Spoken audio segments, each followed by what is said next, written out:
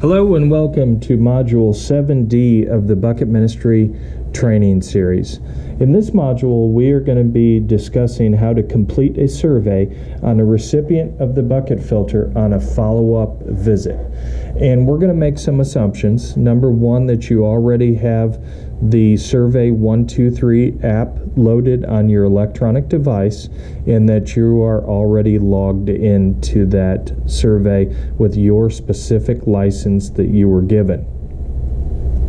So at this point, I'm on the main screen that shows us our surveys, and we are going to be working from the yellow survey, which is distribution and follow-up.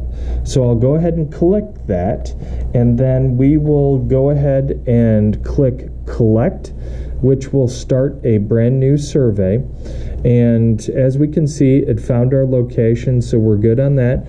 We want to click, instead of distribution, we want to click follow-up. So if you need to get information on how to collect information during a distribution, please see Module 7C. All right, so we need to get the barcode filter ID logged in here, and in this case, this barcode is SA001231. So I'm going to manually type this in here, SA00, and we have to take care that we actually don't put in the O's instead of zeros. 1, 2, 3, 1. Okay, you want to verify that off of what you have there, so that looks good. The next question is, which follow-up is this? We're going to say it's follow-up number 1. You want to find your partner organization.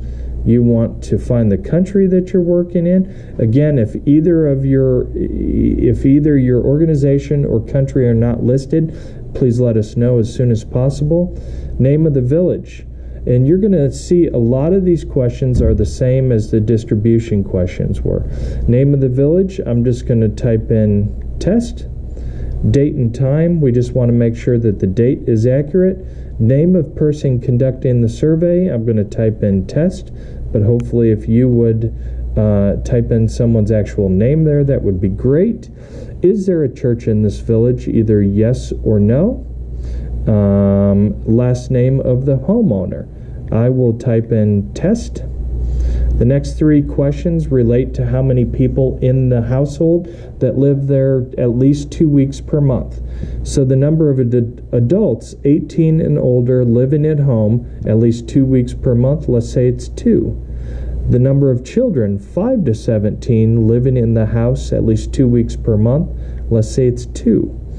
The number of children 4 years and under living in the house at least 2 weeks during the month, let's say it's 1. What is their water source? In this case, I'm going to click river and spring. Now the next questions appear to be related to the functionality and the cleaning of the filter. And some of these questions we are going to specifically ask questions to get the recipient to give you a response or to demonstrate something.